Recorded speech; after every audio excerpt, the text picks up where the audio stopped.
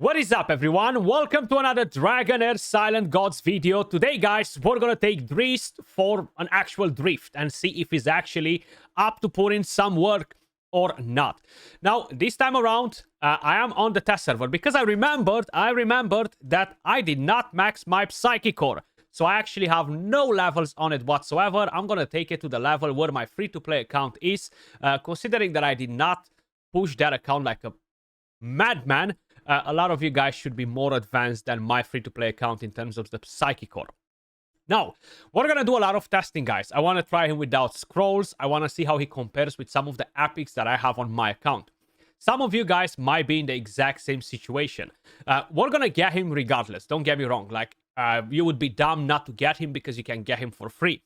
But the main idea is, will this allow me to go for a different banner? Will this allow me to not go for Vitar and instead try to go for a nasty Jenka or a different character for my free-to-play account?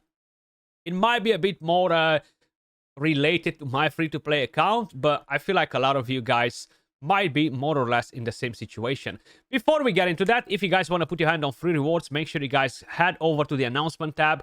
Head over to bind your invitation code. Go to the website. I will leave the link for the website in the pinned comment or the description down below. And use code Skratch as you can see it on the screen. This will help to support the channel as well. But let's actually head on to the camp. Hopefully I have everything unlocked in here because I haven't done nothing on this test server. We have the dummy. So this event is on in-game at the moment, right? You can get his artifact and you can get Drizzt too. Now, as I was saying in the previous video, you're going to be able to put your hand on the artifact as well by doing 10, 20, 30 summons based off your RNG. And it would be a shame not to try and get it if it's good. So we're going to try that out. We're going to see how good they are. The thing is, you're going to get gems from the event anyway, right? So you're going to get, what do we have here? 7 days, right? With the 50s that you're going to get from challenging the boss daily for the first 7 days, you're going to get 150 gems for the first 7 days. So that's already 10 plus pulls in there. Plus, you're going to get then for 7 more days, 50. So you have around 15 pulls only by taking part in the event, right? You transform these gems into pulls.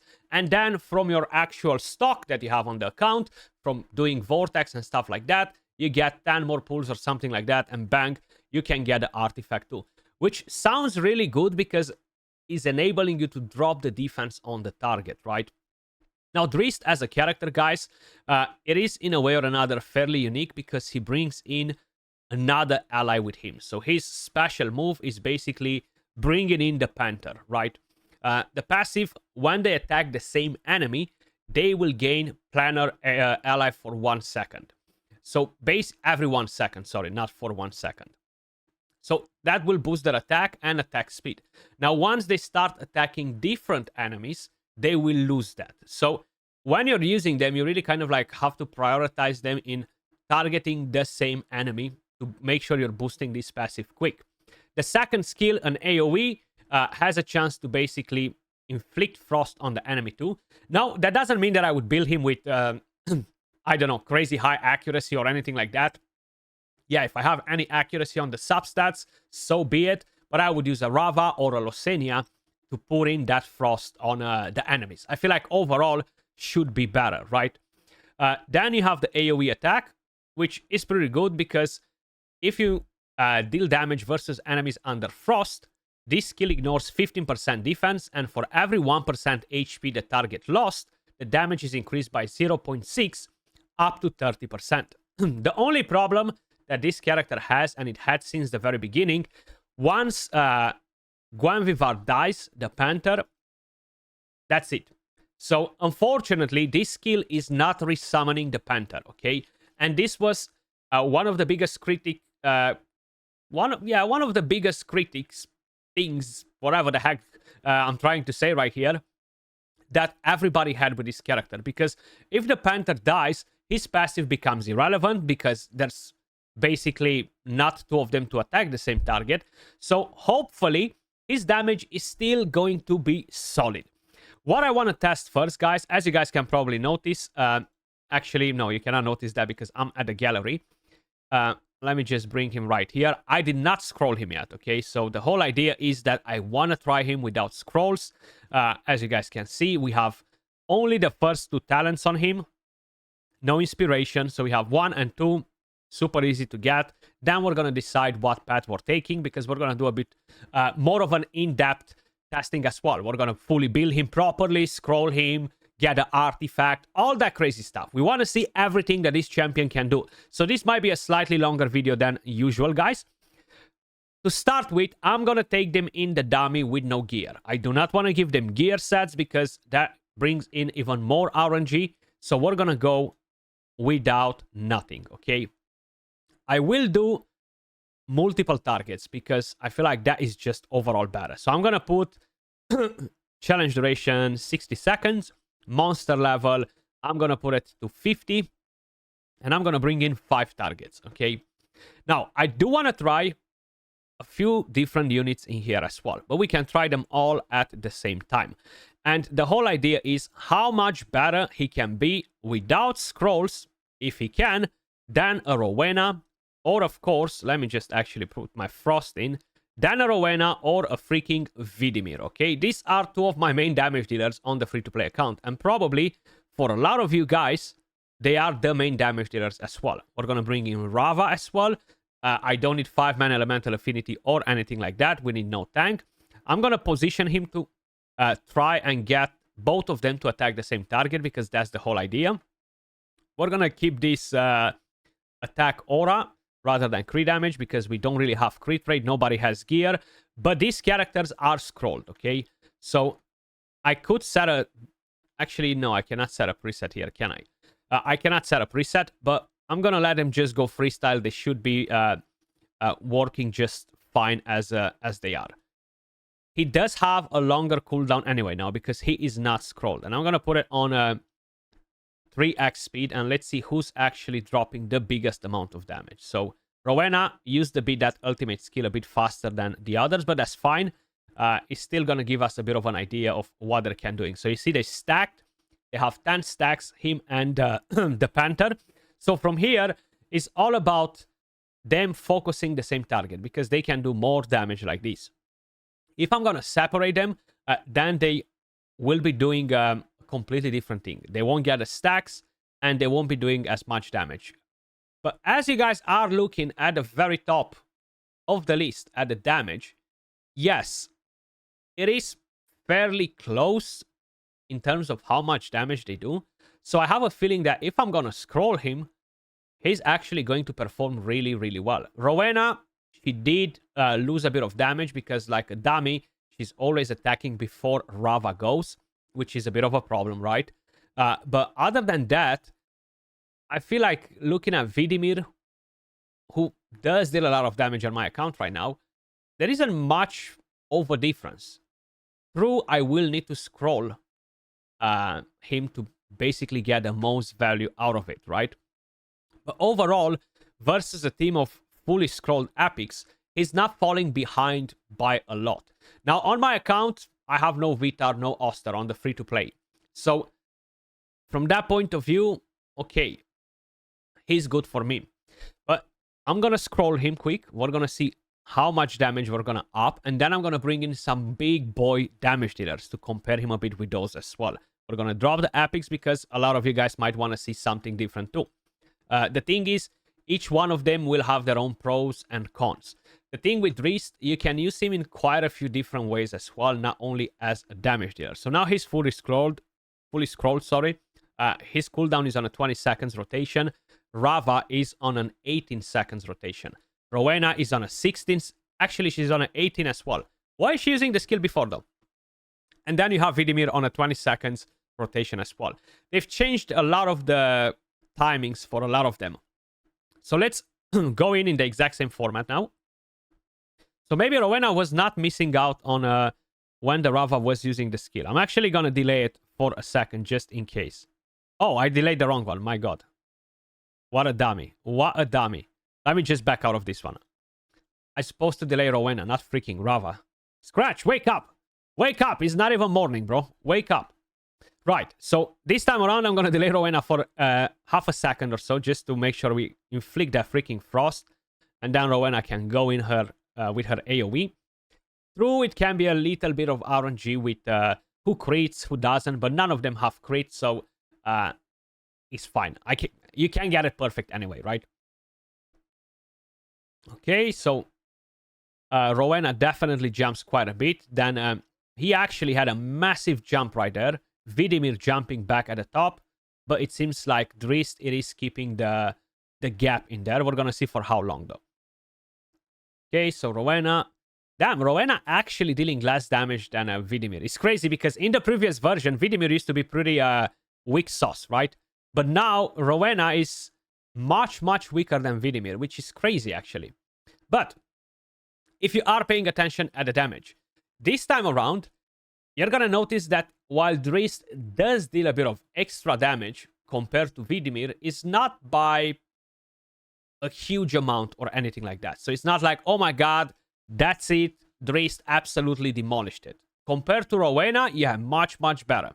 But compared to Vidimir, is actually not such a big difference. And this is a scrolled Drizzt as well, right? But he's still doing a bit of more damage. So that means that he could potentially be really helpful on my free-to-play account. Now, for the rest of you guys that might be wondering, how does he compare versus some different characters? So we're going to take you out, you out, you out, and let's bring in something a bit juicier. Where is Oster? Now, Oster, he's a tricky pony because he will get basically ultimate energy from the passive. So that can make him jump out of sync in all of the content. So let me just quickly do one thing, and that is scrolls and give them the same talents too, right? Because that's important. I've just realized Vidimir did not have the same talents, but honestly, those two talents don't really do that much. So let's scroll them all. Of course, the queen is the queen. I doubted that anyone will beat her, but who knows? Maybe they will. Maybe they will. So scroll, scroll, scroll. Everybody's freaking scrolled. Let's go on to talents now. So one talent, two talents. One talent, two talents. And one and two. Right? Let's give it a go like this and see who's doing higher damage. So again, we're going for attack, not for crit damage, because we're not really going to crit. And let's see. You see, Oster is going to jump in front. We do have Frost on them, which is fine. Oster might actually be the... Oh, the winner. Forget about that. Look at freaking Vitar, man. Double the damage that Drizzt does. Now, how do I feel about that? I still need to go for her on my account because she's too good. She's just too freaking good. She's just too freaking good. And I feel like, from my point of view, because I've seen some people in the comments, Skratch, Vitar is only good in some content. Why not go for Flora? Because she's so important for Temporal Vortex. Isn't it better to get a high ranking in the Temporal Vortex and get better rewards in there? Look, guys. If I'm bricked on my account because I cannot progress because I just don't have enough damage, Flora won't do shit for my account no matter what ranking I'm gonna get in the Vortex. If I cannot progress in most of the content like Feymander, if I can progress in dungeons, and all that content to up my gear, to overall just improve my account, it doesn't matter if I have 1, 2, 3 or 100 Floras on the account, I'm still gonna be bricked because, as you guys said it, Flora, she is the Temporal Vortex Queen. Now, with this character right here with Drizzt, I am hoping that somehow I can skip Vitar and go for Nasty Jenka instead, because she's kind of like a bit in between both of the worlds. Crazy good in the Vortex, crazy good in PvE content as well, the other dungeons and PvP. So that's my hope, okay? That's my hope. But as you guys can see, he is falling behind quite a bit comparing him with the other damage dealers. With Oster, Vitar is literally doubling the damage almost. And Losenia, she's more of an activator rather than a damage dealer. But leaving all that on the side, if we're going to do this, for example. So this was all with him targeting the same enemy. If I'm going to throw him in the middle, they're both going to go separate ways. So this time around, it will be worse. Because right now, they are not gaining those stacks. And without those stacks, they are just lacking furthermore. And as you guys can probably notice, right now he is actually well behind even the activator, Losenia. Now his damage will go up a bit now because the stacks started increasing. He used the ultimate, so now they're both targeting the same enemy. And that overall will happen in most cases. But I feel like out of the 4 as a damage dealer, yeah, he is top 3. Because right now he is catching up on Losenia, right? But he's not at the level of Oster. He's far off from the level of Vitar, okay? Same with Oster. Like, he's far off from Vitar too. Like, just look at the results. But let's actually give him a build with the artifact and see what we can actually do with that. So I'm gonna quickly have to build some of these characters now because I'm gonna go into the Grave of Venom and I'm gonna build them there actually. So let's head on to the Grave of Venom directly, but I'm not gonna keep you while I'm doing that because I really don't want to make the video 50-60 minutes long. So I'll be back in a sec. Right, I climbed to stage 18. That's something that I can currently beat on my free-to-play account. I want to see if he can actually carry me through higher stages. So I'm quickly going to actually bring the full team in here. This is exactly the exact same team that I'm running on my main account, but instead of Drizzt, of course, I'm running Vidimir. Gear-wise, more or less the same. The Psychic Core is not higher level, is literally at the exact same level with the free-to-play account that I have at the moment. So I want to see if we're gonna be able to actually get this done. Is he efficient in here? Considering that the boss will drop a lot of AoE damage. And we're gonna see basically, one thing that I'm a bit confused by is the artifact. Each time Guinevere deals damage, reduces the target's defense by 2.5% in 10 seconds. 4 stacks at most. Now I have a feeling that this thing needs accuracy, which is a big rip if that's the case. But maybe it does not, okay? Because I'm not seeing those stacks apply to this stage where I currently am at the moment. And his accuracy is low, right? So he has very low accuracy. I'm going to test that in the dummy after and see. First, I want to see how he performs on this stage in terms of damage. Considering that we are running the exact same thing I'm running on my main account. So, as I've mentioned, once the Panther dies, it's pretty much game over. It's GGG's, right? Which is kind of like sad. Now, his damage there actually took down that orb pretty damn quick, which is really good. Much better than Vidimir would do. We took the second orb down. I feel like I might just be able to get most of the things done with him on the account. At least the things that I need to get done. Of course, it's not going to be great in every piece of content in here. He can be great just because of the AoE attack. He's staying alive. The rest of the characters are keeping him and the Panther alive. So it doesn't matter that he might not be the best character for the Grave of Venom or anything like that. It seems like damage-wise, he is getting the job done. And that's really important. I actually have more talents on some of my characters on the free-to-play account. But because I have no currency here, I don't have them. And hell, I am not going to farm a third account on the test server because I haven't completely lost my freaking mind just yet. But overall, it seems like we are surviving well. We're dealing good damage. They have the stacks. The only thing missing is that defense down. The stacks of defense down that the Panther should bring. I'm not seeing it, okay? And I'm not sure if it's just not... There we go. We are seeing 2 right there. And I think it requires accuracy. And that's why we are not seeing them. Because we're getting resisted on them too often. Which means that we need accuracy on Drizzt. Which straight away is a massive rip, okay? Because if your damage dealer is meant to be built for damage, like heck, screw the accuracy. I don't want to see the accuracy on him. I have 2 stacks of that defense down right now. But before, when I was looking at it, I was getting none. And I've realized right before I started this run, before I clicked back on recording, that I do not have the Psychic Core leveled up at all.